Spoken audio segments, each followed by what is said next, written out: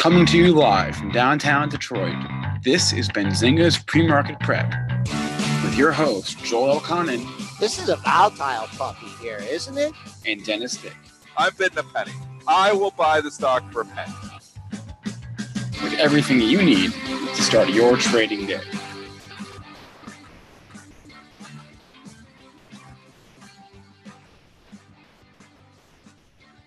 Good morning, everybody. Welcome to this Thursday edition of Benzinga's PreMarket Prep. Spencer Israel, Joel Elconin, Dennis Dick, just trying to understand this market because every day it seems like it gets crazier and crazier.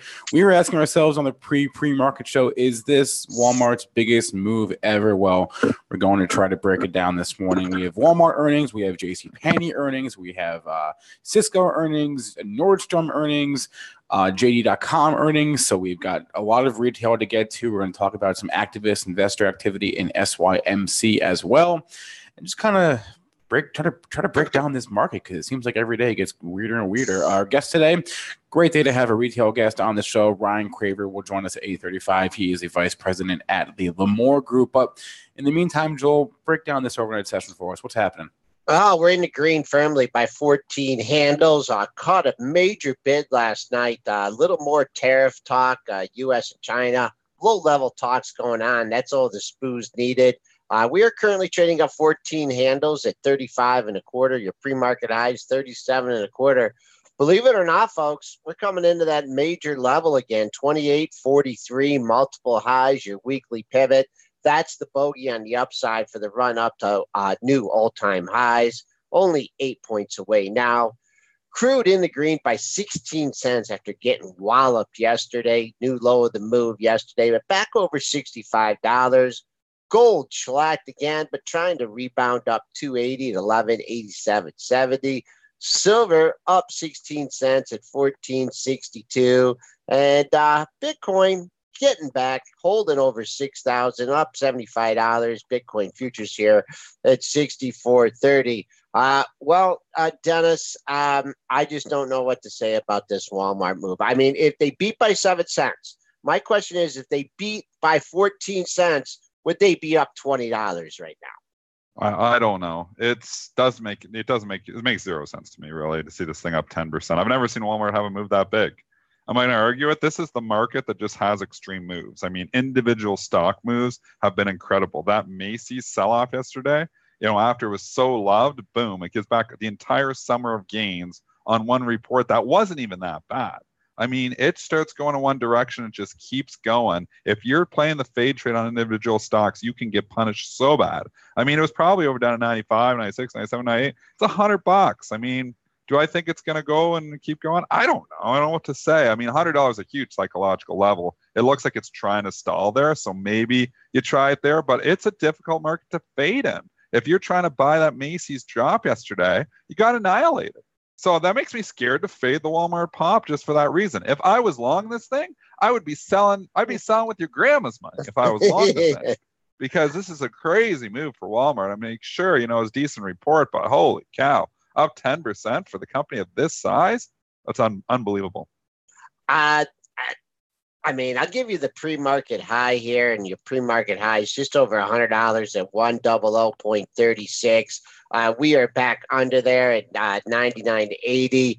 I mean, it could be one of those scenarios where, like Canopy Growth yesterday. That was silly. Yeah, that hits $40. $40 in the pre-market. $33 is was the intraday high. Man, I don't know. I mean, I think these are just unbelievable levels. Like Dennis said, longs have to be liquidating. I'm not sure what's going to be in the book. I'm not sure where this thing is going to trade. It's so much volume, though. Like, it's going to blow through everything in the book. It's already done 1.8 million here.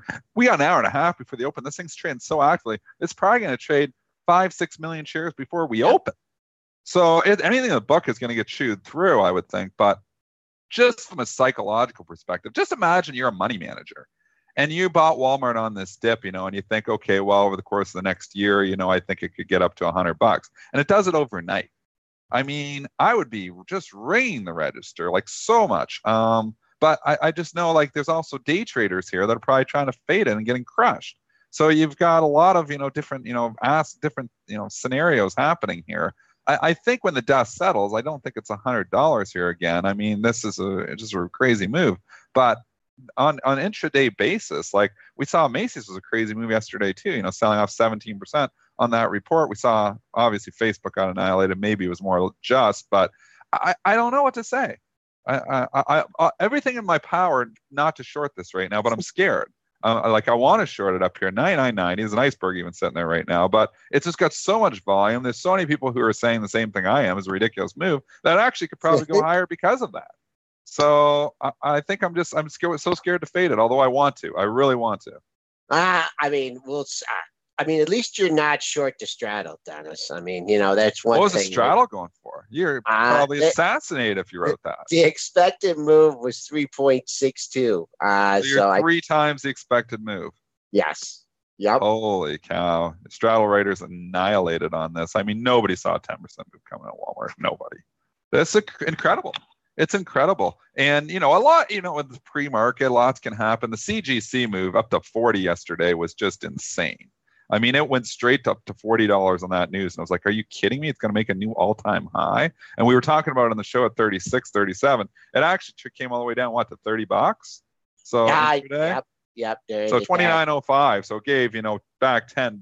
But that's a smaller stock. It's going to be more volatile. You get the Walmart volume going up here. It's not that easy to knock it back down.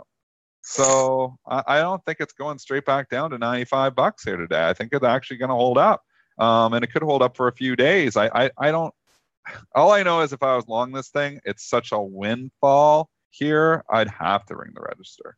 It's so much so fast. If you want to get a number above the pre-market high here, back in February, this must have been off earnings. It had a 10-point drop from 104.78 to 94.11. And you had a low that day at 101.98. So if you're holding out for a gap fill from February, 101.98, real close to a 102. So I don't think we're going to see that today. But if you're looking for the gap fill there, 101.98, 102, call it. Looks like a pretty good level. That's not the only big beat coming out of Wall Street. Last night, the CSCO kid is back. Spencer, can you tell us about that report? Walmart just broke through $100. Yeah, I'm not showing it either. All right, CSCO reporting yesterday after the bell, Q4 adjusted EPS 70 cents as a 2-cent beat. Sales 12.8 versus $12.77 billion. Q1 EPS guidance coming in higher by a couple cents. 70 to 72 cents is the range they gave. 69 cents was the estimate. So slight beat on that. Q1 sales up 7 to 9% on a year-over-year basis. So to recap, a slight beat on the EPS, a slight beat on the sales, a slight beat on the Q1 EPS guidance, and some decent Q1 sales guidance. I'm just in shock by this Walmart. I'm just watching the trading action, Spencer, and I honestly, it's my bad, but I didn't even hear the stock you were talking about. I'm just like in awe here. CSCO, we're talking about. Well, another ridiculous move. It doesn't even matter. What was the expected move on that one? I don't have that. Straddle Raiders was just assassinated here this morning because I guarantee it wasn't $3. CSCO moves around $1 here, $1 there. Absolutely crazy moves here this morning. I tried to fade CSCO. This stock has my number. There's just some stocks that get your number. And I should go look and see how much money I've lost trading CSCO this year, because I would gather that I probably lost. It's probably my biggest losing stock. I don't know why. I just can't trade the stock. Anyways, I saw the report. It ran up a little bit. I was like, I'm going to fade this move. And it was the wrong move. And it did have a little pullback in, but then just started running. And I got basically beat on it pretty good. So I covered. I'm always one that covers a loss. I'm glad I did, because if I didn't, I'd be down like 2.5 points right now, or 2 points at least. So, but I did get hit on it pretty good. I don't know why. I just can't trade the stock. I'm not even going to give commentary on it, because this stock has my number. And if you find a stock that has your number out there, guys, don't try to beat it. Just move on. There's a lot of other stocks to trade. There's always going to be a stock that has your number. My buddy at Bright's been telling me, stop trading CSCO. It's just not your stock. I don't know why. It's not my stock. This is an interesting pre-market chart here for the CSCO kid. Your pre-market high, 46.95, right near a nice, 47 level. But it's just not backing off. It's just holding up here at 40, holding above 46.50. So I'd be careful on this one. You could get that pop to 47, 47.10, and then you come back down over 47. But this one, I just think there's going to be some natural sellers out there as well. This is a biggest move Cisco's had in a while. We haven't been. Let's see when I'm gonna have to go back a long time to see when we've been over $50 here at Cisco. Boy, let's see here. 55.75. Guess what month that was, Dennis? December of 2000. You hit 55.75. Didn't we have $80 on this? That's the old time 80. high. Yep, 82. So here you are, and this again, I like to give these lessons every once in a while. When you're buying stocks with multiples of 100, and this is what people were doing on Cisco when it was the most valuable company in the world, worth $600 billion back in the year 2000, and the growth starts to slow, it can take a long time to get your money back. So here you can say, wow, Cisco's really done well in the last decade. Sure it has. But in the last 20 years, it's done terrible. If you bought this thing in March of 2000 or whenever that high was at $80, you are now 18 years later, and you were still down 40% on your investments. So it goes to show you buying the highest growth names with ridiculous multiples in the long run doesn't always pay. And in this case, definitely did not. It's tried to grow into that multiple. It's came from obviously a huge growth stock to a value stock here now, but it's still taken 18 years to get to where it is now. And it's going to maybe take another long time before it ever gets back to 80. So people who are holding out to get their money back can almost wait their entire trading career to get that money back, Joel. Yeah, at 40, keep an eye. I'll just call 46.50 to 47 early trading range here. That support holding up at 46.50 and 47. We haven't quite touched that yet in the pre-market trading. Well, we've had good reports and good news and everything, but if you're a shareholder of J.C. Penney, not good, not a good report. How much money did they lose this time, Spencer?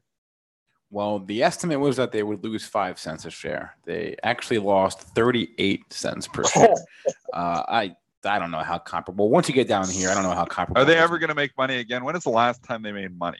I can go back and look after. When's the last time J.C. Penney showed a profit? I'll look after I read this headline. So that was. We've been talking with the stock going under for ever since we started the show 5 years ago. It sure has taken a long time. I mean, it's traded out of 10, 14, 15, 2016, 2017. It's finally $1.86. I mean, I still think it's eventually basically a zero, but it's been a ride. It hasn't went smooth, and nothing goes straight to zero. I just don't see this company ever figuring it out. The sales numbers missed also. As far as the fiscal year guidance goes, they expect to see EPS at $1 loss, 80-cent loss to $1 loss for the year versus a 4-cent gain estimate. Sales for the year expected to be flat. I don't know. There's nothing more to say about this. Down 22%. The story. Can you have short squeezes? You asked when the last time they made money was. When's the last time they made money? I will look for you.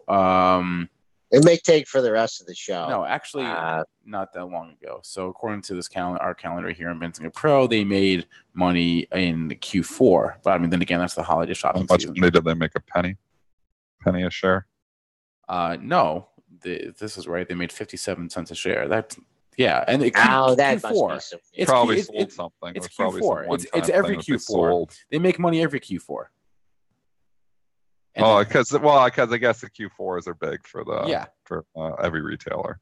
Yeah. So okay. Anyways, long term, I'm not a fan. I'm not a fan of JC. I haven't been a fan for a decade. I still continue to remain in the bear camp. And JC Penney, I think all rallies to be sold.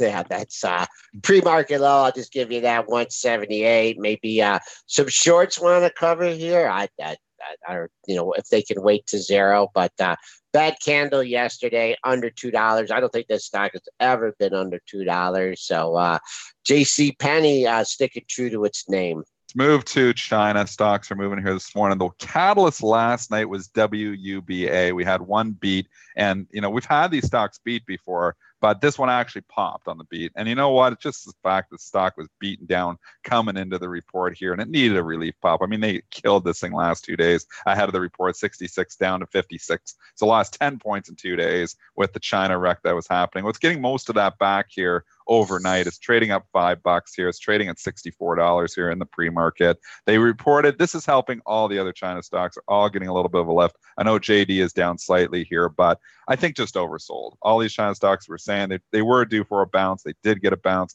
BABA did take out support just slightly, but then started to bounce. I mean, these things were all due for a bounce. Okay, and you are getting WABU got shellacked yesterday, getting it back today. I mean, WBA. What is it? WUBA. UBA. WUBA. Ah, boy, your pre-market high here is 63.75.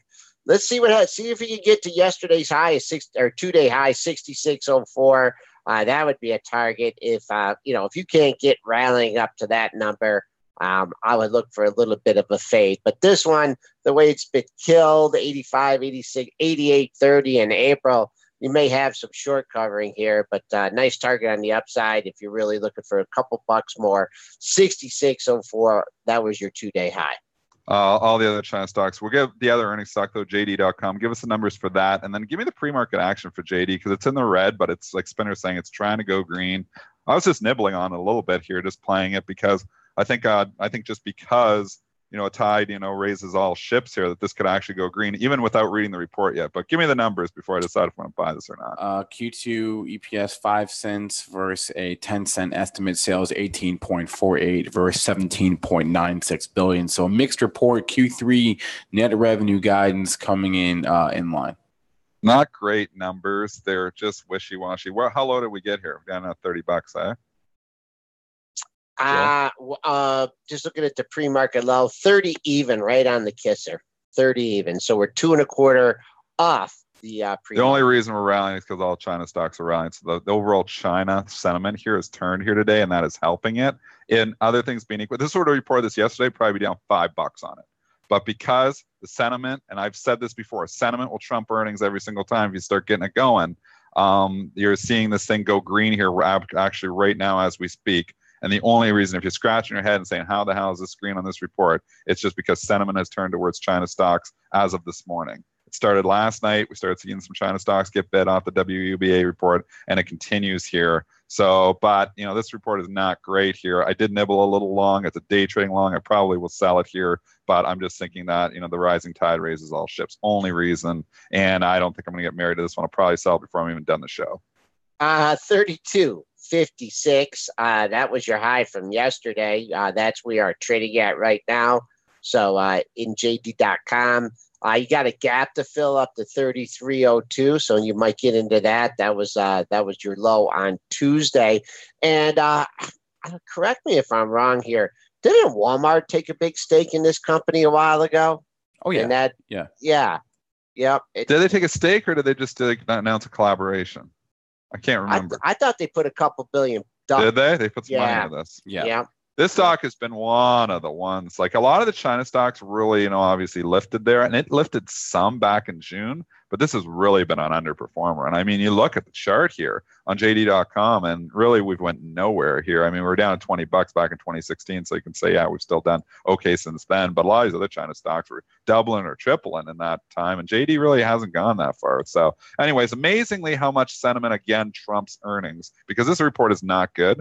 Doesn't even matter because the sentiment has turned towards China stocks. At least this morning they're buying them, and that's why you're seeing this thing trade in the green. And I'm looking at it. I picked up some just in the lower 32s here when it's coming back, because I thought it would go green. I'm sitting on it still, but I think I'm probably going to dump it soon. Just that gap of 33. Let it breathe, Dennis. Let it breathe here. Let it breathe. What do you want? What should I do with this? Tell me what to do. It's a day trade. This is not an investment. This is just the fact that rising tide raises all ships. I kind of don't want. You can't really believe that I bought some. Nibble at 33. So put a little bit out there at 33. You think it's going to 33? You think it's got 33 on it? Yeah, it's 30 cents away once these things start moving into pre-market. It's an ugly report, though.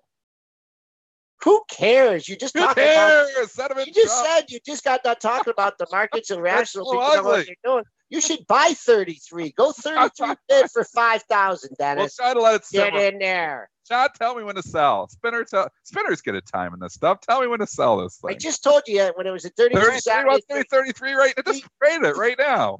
I told you it's going to 33. I mean, what do you need? I just gave you 40 cents on the bone. I'm done. I just got out at 33. Okay. All right. Actually, I kept just a little piece just for fun. That's what you're supposed to do. You can't help yourself. Did we bring that stock up there? So 33.16, 33.19. Go live trade on. Look, I made money trading live on a show. I never make money when I actually do the trade live on the show. I never make money. All right, Spencer, rate us in here. That's what we pay you for. Notice how he kept some. He just can't help himself. He kept a little bit from 33. Right. Okay. Wait, I'm probably gonna dump the rest here when it cuts out. That forget about it. You look at the end of the day, it'll be $36. You'll be like, Joel told me to sell it at 33. Yeah, but you know what happens when you hold on to them too long, and then the gains go on. I bought that Virtue Financial just for the day trade yesterday. I play on VIX VIRT, and I watched the thing fly. I actually wrote it in the chat if you're following us at the Benzinga PreMarket chat. I bought it at 21.15. I watched it just fly in the next hour up to $22. I'm like, yeah, that was a good call. Well, now I held on to it. I've still got it. It's 21.55 and the VIX is going up. So now I'm thinking like, I just let all the gain go away. So you got to book those profits when you got them. 33.30, Joel. You left me 30. Now it's cost me 30 cents. I should have held all of them.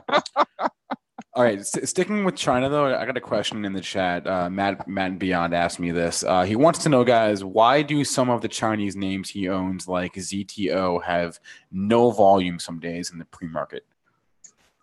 Most stocks have no volume in the pre-market because there's not a lot of players that play in the pre-market. So if it isn't a widely followed stock, if it isn't a story stock, they typically have zero volume in the pre-market. I would gather, I don't know how many stocks this was, 6,000 or something like that. I would get, this thing's 33.60 now. I would gather the majority of stocks do not have anything. I got to sell some at 34, don't I, Joel? It's the rest of them. I don't know. I told you it's going to 33. I can't. Let me take a look here. God, you're here. You're just maybe it's going to be the Walmart. Be up $10 today. let me see here. I get. Oh my God. Yeah, we got to be a little bit more serious here. Let's see what you're serious. It's my P&L we're talking about. Go back. So most stocks do not have a pre-market, do not have volume in the pre-market. So that's very typical. All right. Can I get another one from the chat here? This is from the YouTube chat. They're asking about Pet IQ, PETQ. Can we look at that? We talked about the stock a couple times on the show. I don't follow the company's fundamentals, so I can't tell you anything about that. What happened yesterday? Was it earnings or something? You're an old earnings fade, went up to $36, closed at 31. I think that it was just they gave guidance. Well, they had earnings on Tuesday. So, yeah, they had earnings Tuesday. So, after the bell yesterday was the follow-through. If you want to know the numbers, they missed. The earnings came, and they popped it big time, but it gave back half the gains. I never like seeing stocks close on near the lows. There you go, right there. Perfect. Yep. So I'd be hesitant on this. I don't know anything about the company, though, but, there is a gap in there now, so I'm a little bit scared that, potential gap fill there. So just caution. Caution here. Very little volume. I just want to note, I don't know who asked about that in the chat, but very little volume has this up. I mean, if you want to protect profits here, 30.79 was yesterday's low. And below that, you have a gap all the way to 28.38. So if you're trying not to pick a top here and you want to protect some gains, that's the only way that I could look at it. Really big volume day yesterday and really had a wild range.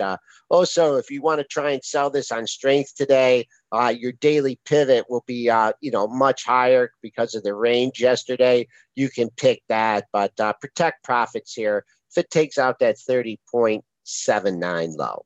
They want to talk Macy's, Hunter. We just briefly mentioned it was an incredible sell-off there yesterday. We had multiple dip buyers on CNBC, and unbelievable the influence that Karen Feinerman has. So she's on CNBC Fast Money. Macy's was basically trading flat. It was up a dime after hours. And she came out and said, I bought some today. And I watched Macy's after she said that last night. I watched Macy's go from 35.25 up to 35.75.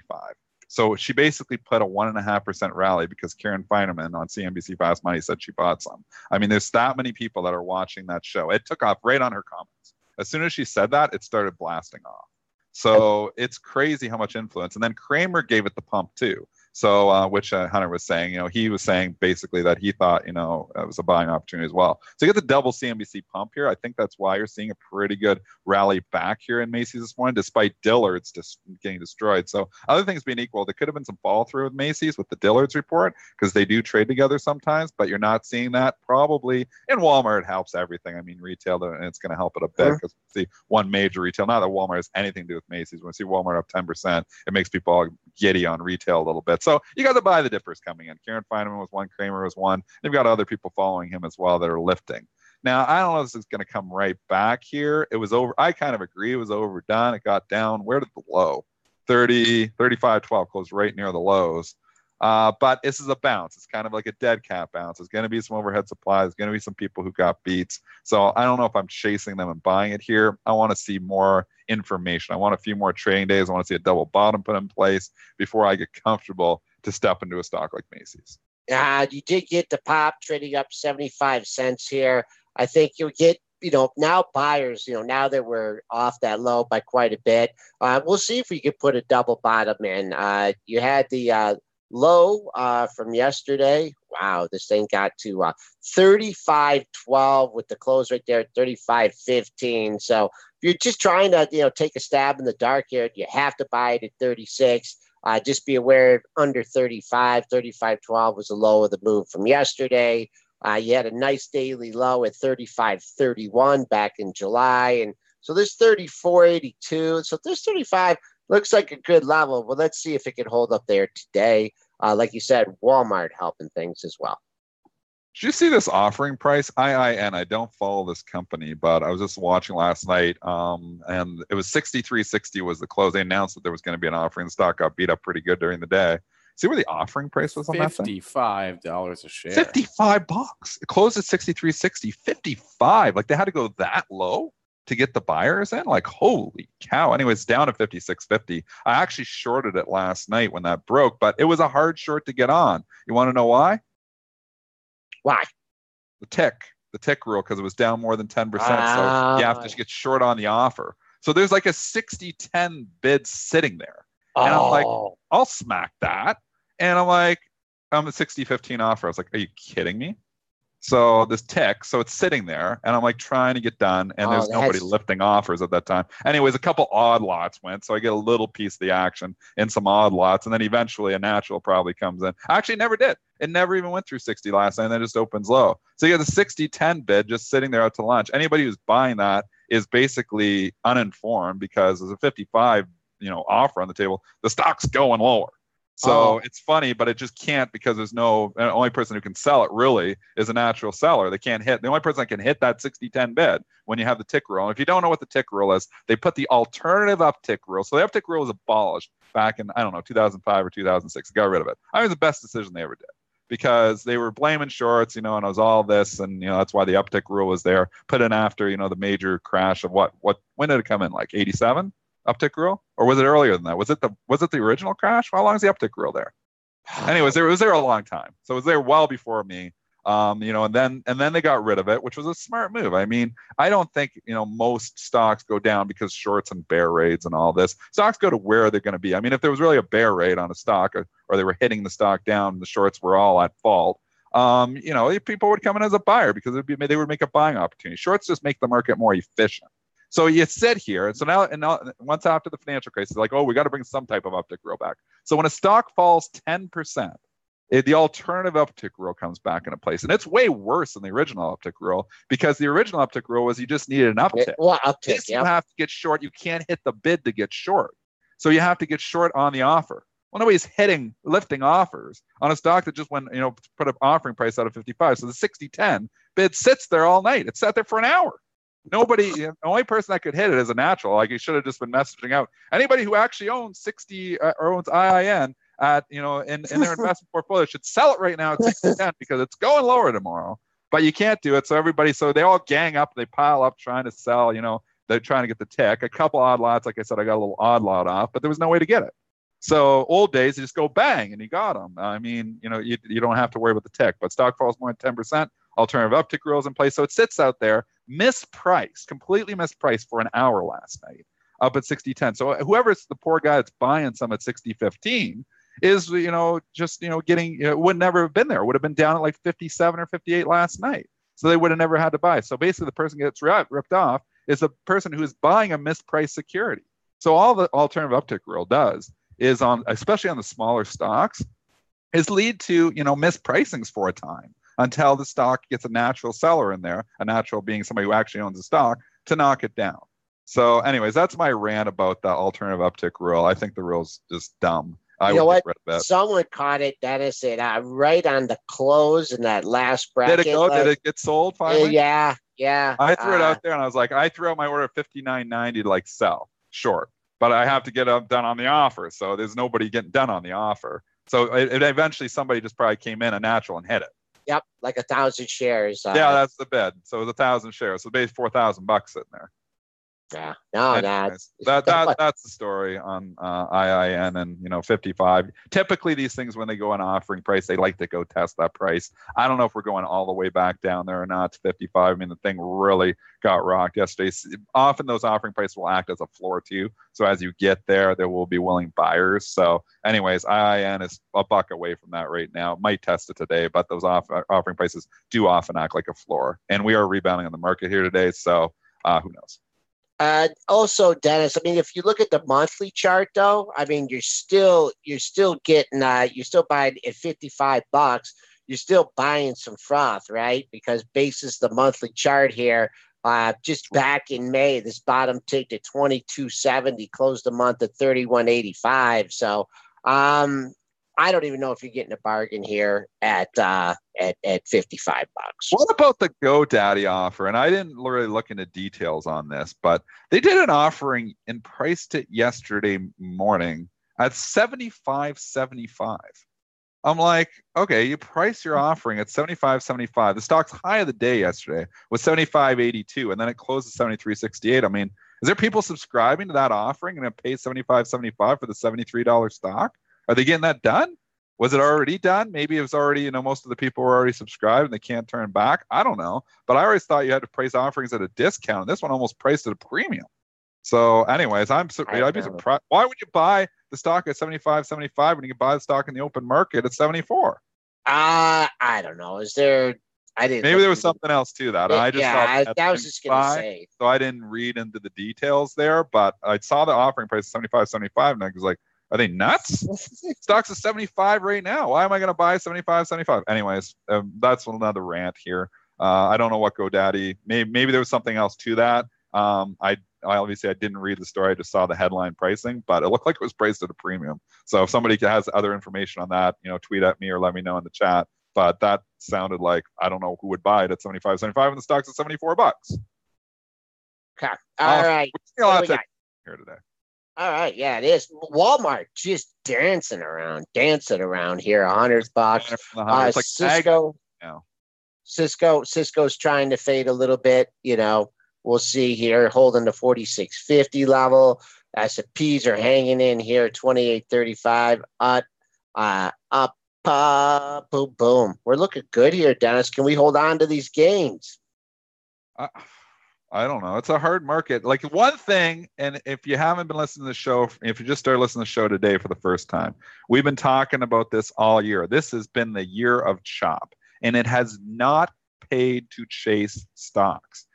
Somebody asked about Caterpillar a couple of weeks ago when they had the good report and straight up at 147. And I said, you know what? It was 135 3 days ago. This stock market always seems to give you a second chance. It's just not this type of market where you really need to chase stocks. And if you look at Caterpillar, here it is 2 weeks later, and it's 132.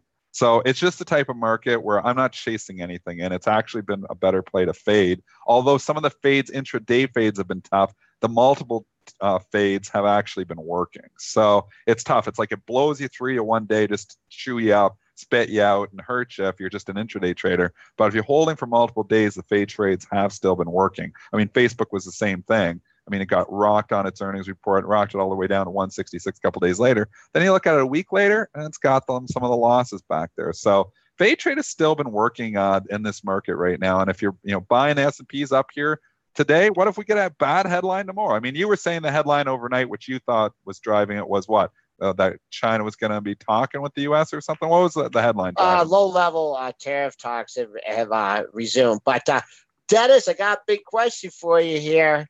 Are you still holding on? Where did you sell the rest of your JD.com? I sold 33.35. Okay. No, wait. Yeah, 33.40. I'm glad I did.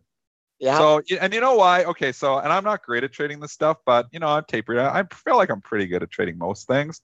Why did I so I could take you through that trade. So I bought it 32.20 when we were doing, because we just brought it up to talk about it. And I was like, there's a Chinese stock that's red. And Spinner was saying it's come, almost all the way back to green. I was like, well, I think it's going green. So I picked a little bit up just on the show for fun. So I bought it at 815.50. I sold part of the shares at just under $33. I always do the 99 because I always think that you go in front of it. So I sold 32.99 at 820.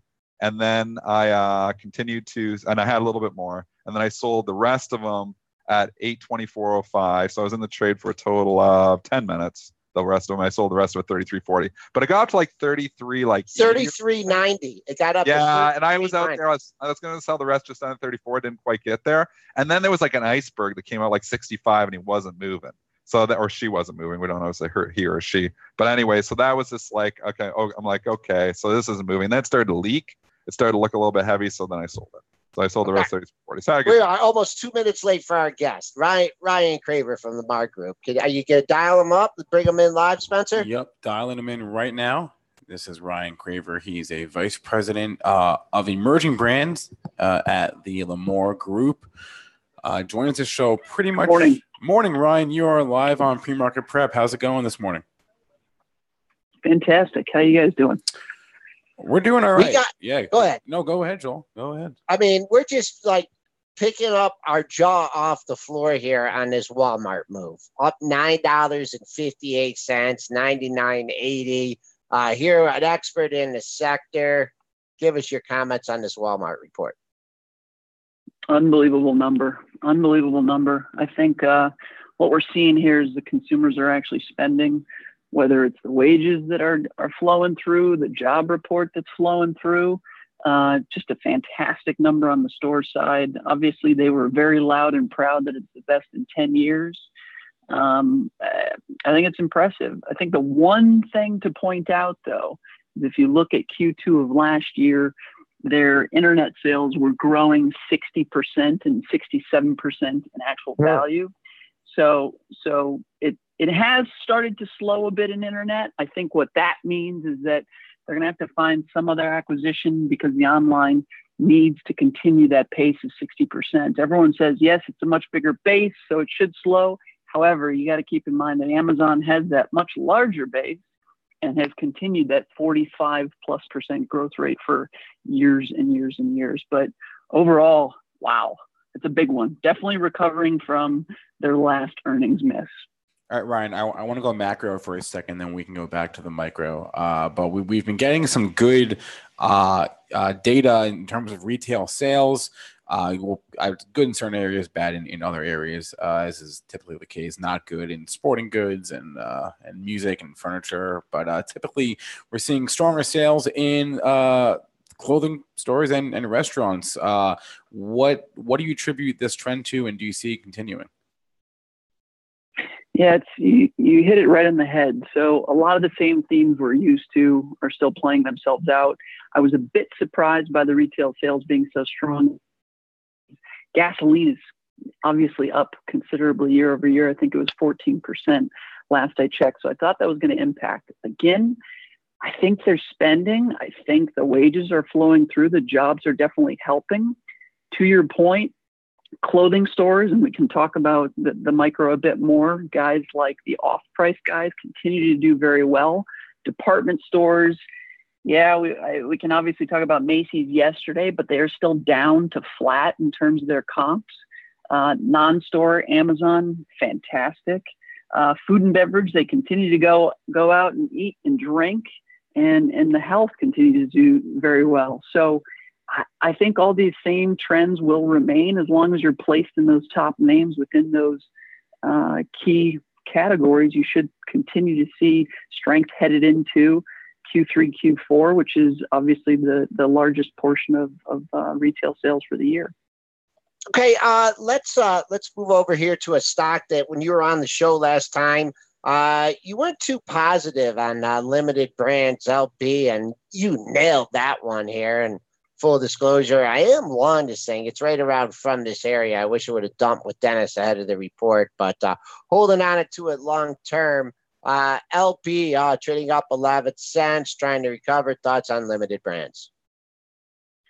Still not a big fan. There's nothing to this story that I think plays for a longer term bull case.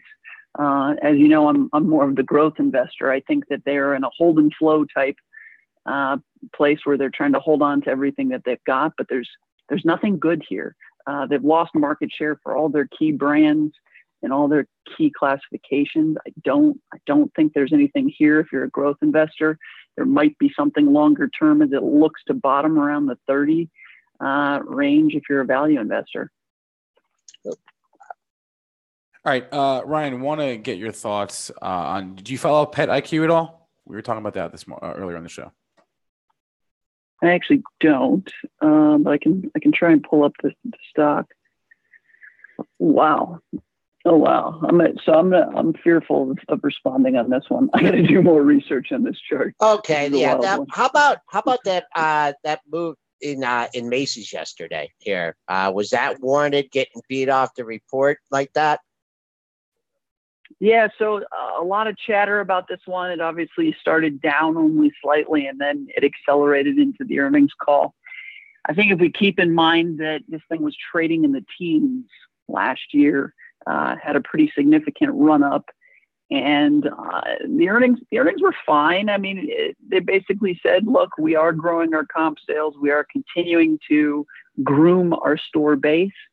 But, given what we see of the business today, what positives do we have if we look out in 5 years? They aren't opening any new stores because they really can't. They really haven't had any transformative acquisitions that will drive a significant comp in the forward-looking years.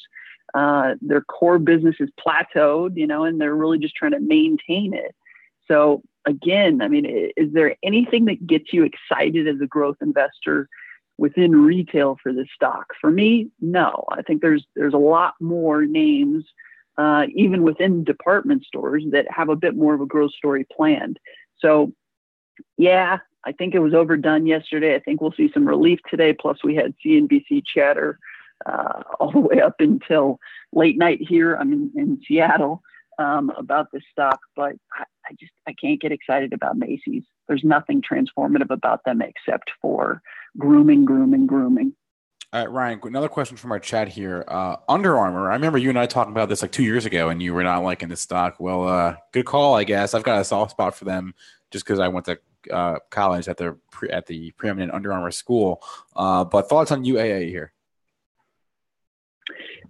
Still not a big fan of UA. I think if you look at who's posted thus far, you've got Adidas continues to do very, very well within the core segment of shoes. UA, they're gonna face even more competition with Puma entering the NBA in the coming season. Their stores, they've kind of slowed back on how many stores that they're opening. I'm just not a big fan here. I think, if you're going to play within this space, you're looking more at the Adidas and the Nikes of the world. Do you have any thoughts on a Lulu? Is that one of your growth names? I'm looking for a growth name here. Yeah, for sure. So Lulu is definitely a hot stock. I think they continue to have runway. Men's is overperforming in every channel check that we have. I think that they've got more growth there. They continue to open stores. I'm a big fan of Lulu, despite the CEO controversy and the new CEO. If we talk specific to department stores, I think looking at department stores, I'm not a big fan of Macy's. I think Kohl's has less mall exposure, so that number should be very interesting. That comes from them later. Nordstrom is the best of breed. I think them talking about going private has definitely built somewhat of a floor in that stock. They also have a more transparent growth story in New York City and the Canada stores. So I think if you were forced to play within department stores, you're looking there. But if you look at where all the growth is and where the strength in stocks are and where we're at 52-week highs, all of it's in the off-price guys. TJ Maxx, Burlington, Ross, all of those guys still are opening stores. They still are selling product at a tremendous value, and they have a bit of insulation from e-commerce. So playing in retail, play in the off-price, that's where the growth is. That's where you're going to have the positive comps. Ryan, let's just put this in perspective. And, we were talking a year ago here and obviously everybody, all the media has been talking a year ago, and they basically had a lot of these retail for dead. Amazon was eating their lunch. I mean, the Kohl's and the Macy's and the Nordstroms of the world were all in the gutter. Kohl's was, $35. Macy's was $16 at one time. And everybody was basically having retail buried.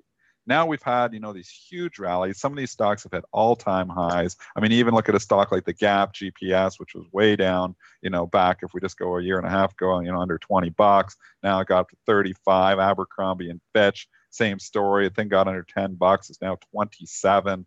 I mean, is this a real turnaround on all these companies here? Or is this something that you think is just, maybe the story wasn't as bad as everybody thought it was? I think it's the latter. I think you hit the nail on the head that, it was overdone. And now some people started to put some money back into some names because they're just reallocating within retail. I think the long-term trends remain. We have customers who are looking for more and more value. We have customers who are leaving the malls, and we have customers that are shopping more online. And if you are a retailer today and you don't have a strong online offering, you're going to struggle. And even if you do have a strong online offering, you're going to see those sales at much lower margins because you don't have the same scale you did with the stores and the leverage with the stores. You look at the big stats, Amazon has close to 60% of the e-commerce market. That's very, very difficult to compete with. So I never have said that retail is dead. I just think that it's going to continue to go through a long-term grooming and phase. I wasn't referring to you. I was referring to the mass media on CNBC that basically buried retail a year and a half ago. So sorry, just to clarify, Ryan, I wasn't referring to you. But, no you were worries. guilty of saying that. Worries. Like me and Joel had Best Buy buried like at $20 looking at it. Like we're guilty of it too. When we first started the show back, I don't know what that was, like 2012 or 2013 when Best Buy went from like $50 down to 10. We're like, this story is over. Amazon is eating their lunch. I mean, they showed us Best Buy is an unbelievable. Wait, that's a great segue here, Dennis. Best Buy is buying a healthcare company for elderly people, or at least the technology within that. That kind of reminds me of Urban Outfitters getting the pizza delivery service. I mean, give us your take. Give us your take here on Best Buy getting into healthcare. Yeah, so I admit I was also wrong on Best Buy.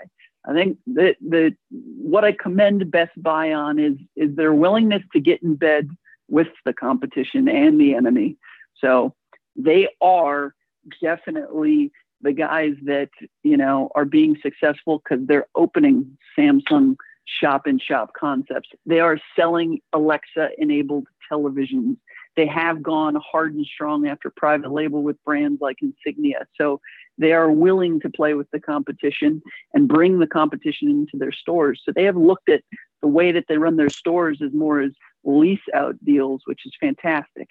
In terms of healthcare, again, I commend him, man. The CEO is willing to try things that he's necessarily never been in, and he's focused on the services sector. We know that they've expanded their Geek Squad acquisition that they did close to a decade ago, and it looks like he's trying to open up the group of people that he's going after now into healthcare beyond electronics installation and services. So I think it's great. I think, you look at the stock, everyone has been so hot on it for so long that it started to trade sideways because they haven't figured out what their next catalyst of growth is. But this is something very interesting. I think that news should have been much bigger than the Macy's news yesterday.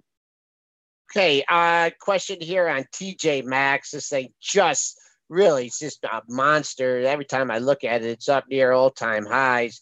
Starting to find some a resistance here at a big seller up here at 101.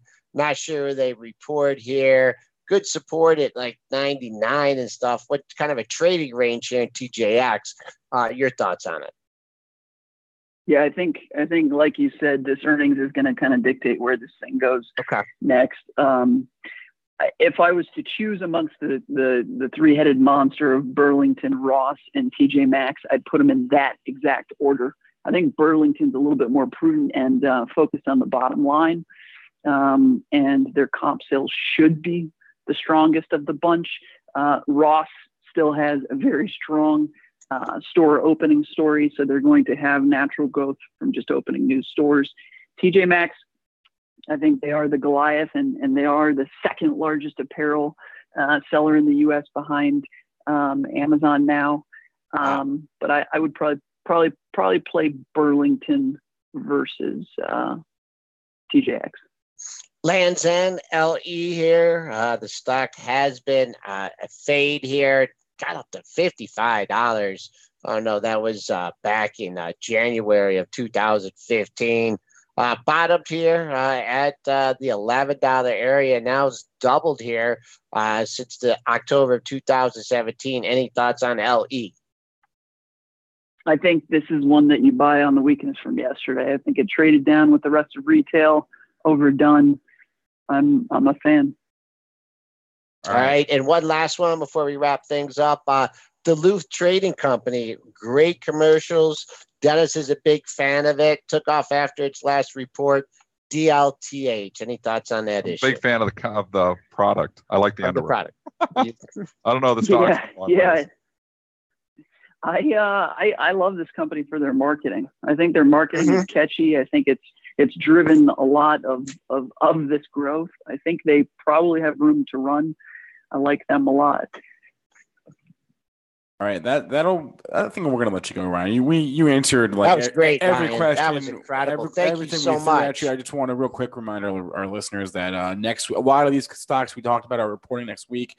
TJ Maxx and Kohl's are Tuesday morning. Target Lowe's Wednesday morning. L Brands Wednesday afternoon. Ross Stores Thursday afternoon with The Gap. Friday morning is Foot Locker. So a lot in retail is going on next week. Ryan Craver, thanks so much for the time today. I really appreciate it and hope you have a good day. Thank you, guys. Have a good day. All right. 8:52, guys. Where else would you want to go? Should we hit on the ratings this morning? There was a couple of notes that were notable. Yeah, let's do it. Two big notes. He said UBS and Morgan. Let's go to those. Huge UBS note this morning on the defense stocks. They're initiating Lockheed Martin at a buy announced a $400 price target. They are initiating Raytheon at a buy, $250 price target. Northrop Grumman is neutral, $315 is the price target. L3 Technologies, ticker LLL, also neutral, $230 was that price target. GD. Let's ignore neutral ones. That's my pet peeve now. I don't know why analysts want to initiate a neutral. It's one thing. I think that's going to be a new rule. When they initiate a neutral, it never gets mentioned on the show because it's telling me nothing. I don't know why analysts, they want to initiate at a buy or a sell, cool. And they want to downgrade to neutral, I'm all for that. An upgrade or a downgrade to neutral. But when you initiate at neutral, what are you telling me? Don't even bother writing the report if you're going to say, I don't have any opinion on this. It's just neutral. But that's my pet peeve. I don't think you should even initiate anything ever at neutral. It should be initiate a buy or sell. And then when you upgrade the stock to neutral, that's okay. Because then you're saying, okay, I'm no longer, or if you're downgrade the stock to neutral or upgrade it from sell, that's okay. Because then you're telling me something. When you initiate neutral, you're telling me nothing, analyst. Pet peeve of mine. All right, here we Analysts that initiated neutral. Okay, they all do it. Let's start again. Okay, here I'll start again. The buys. There you go. The buys are Raytheon, Lockheed Martin, SPR, and TDG. Those are Boeing. and HIIs, excuse And me. Boeing too. And Boeing. God, yeah, there's more. Huge one. Come on, Spencer. That was the big one. Yeah, What, they put Boeing. a $400 price target on this? Yes, I think so. That's big price target. And then the cells, there are 3 cells. Wesco, WAIR, TGI, and HXL. Those are the 3 cells. Let's jump over to the Morgan Stanley report. Let me go up in my calendar here. Oh man, there's like 3 different notes from Morgan Stanley. Are you talking about like the retail one? I'm talking about everything that is not neutral. Oh God. Okay. So the Morgan note is mostly just maintaining their current ratings, though. So I don't know. Okay, we don't want to maintain anything, upgrades, downgrades, or anything like that. No. Or any initiations of buy or sell. Not that I'm seeing from. Oh yeah, we do have an upgrade from Morgan on ERJ to overweight, and we have 2 downgrades from Morgan, HTA and HR, both downgraded to neutral. All right, so none of these stocks are major. Let's jump over to other ratings. There was a couple other ones, wasn't there? And one thing to consider. Canopy Growth. Hey. What's that? Canaccord is upgrading Canopy Growth to listen to this. Listen to this, from a hold to a speculative buy. I saw that. Well, they still don't want to put they put speculative in there just in case we're wrong. Well, we were just speculating. Yeah. So one thing to always consider is when you have a big move in the markets and there's analysts that are going to come out with notes, they hold those for a day or 2. They're not going to go release. If you have a market, and China was like in big trouble yesterday, markets were in turmoil, to a certain extent, they hold those for a day or 2 because they don't want to like make a bullish call and then all of a sudden the market goes south and their call looks really out to lunch. They want the market to be calm when you're releasing the notes. So you always see less ratings the day after a big move in the markets. And that's just because they don't have to release them right away. It's not just like, oh, I read it and sell it. The broker themselves, and in a lot of cases, probably hold those notes for a day or 2 just to make sure, that there's nothing else happening here and those notes are still relevant. So that's why often you see not a lot of major ratings changes after a big move in the markets. Walmart, since 8 o'clock, you've made highs between 100.19 and 100.31. You are now down under $100. If this does not close, I'm going to make a little wager here, Dennis. If this doesn't get back over, well, I don't have an official wager here. There's going to be no wagering for me on the bullish side of Walmart when it's okay. Forget it. All right, you're not getting me buying Walmart up $10. So okay. Sure, it could go 101, 102. I think the move's ridiculous. I know Spinner is saying, well, it's some of their best growth that they've seen in a decade. So yeah, that's all good news. Is Walmart with 10% more today than it was yesterday?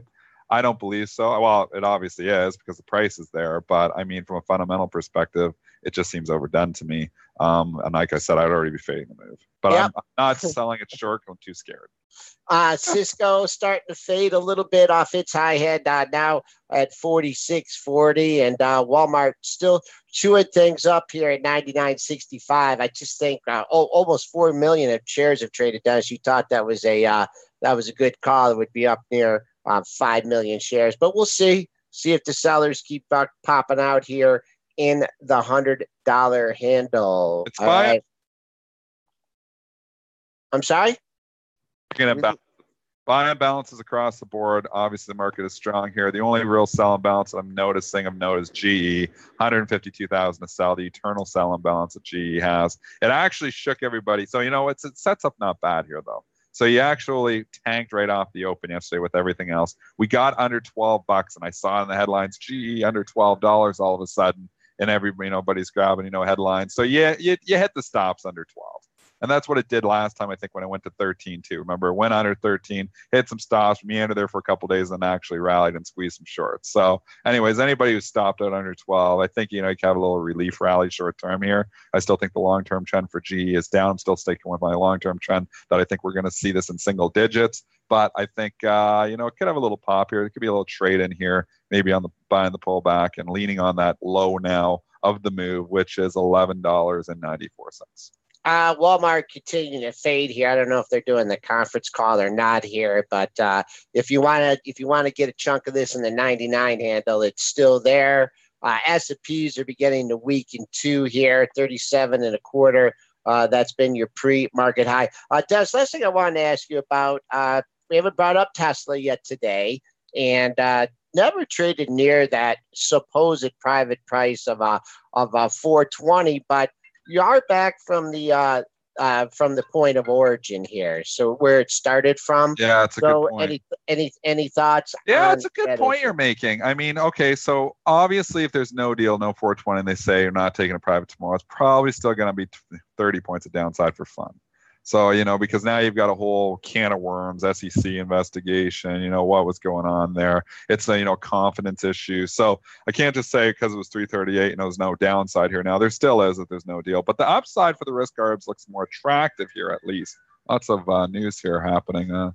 Anyways, I've got a news alert system pop in here and I've got it linked to an alarm system. So that's what you're hearing running in the background. But we've got the stock trading 340 here now. If there is a 420, there's 80 points of upside now. At 380, and I said that on the show, I thought it was a better short because the risk arb perspective doesn't make a lot of sense. I mean, even, if they announced that it was official, we were going to take this 420, it was still going to be scrutiny. There was still going to be people who think, oh, is it for real? It wasn't going to 420, right away. It was probably upside at 380 was 400. With this potential 420. So your risk reward setup was better to short at 380. As you get down here into the 330, 340, well, now there's 80 points of upside, if the 420 does come, and even if it gets announced, it probably goes to 390, 395 the next day. So it actually sets up a little bit better down here from the long side. So until we get closure here and they say, are we going private or we're not going private, I think it's kind of range bound until we get that closure. If it comes out tomorrow and says, look, the private deal is dead, the thing's going to probably be at $300. If it comes out tomorrow and they say, well, 420, we're taking it private, it's probably going to be at 390. So you can see kind of how it sets up. As you get in the lower 300s, or you start moving down to 330s, it starts to become a little more attractive from a risk arbitrage perspective. So I think we stay range bound until we get closure. All right, that's going to be it for our show today, folks. Hope you guys enjoyed it. I will be out tomorrow. I will be in Toronto for the Benzinga Cannabis Capital Conference. If you're in the Toronto area and you want to come say hi, you should do that. Just go to benzingacannabisconference.com and you can learn more there.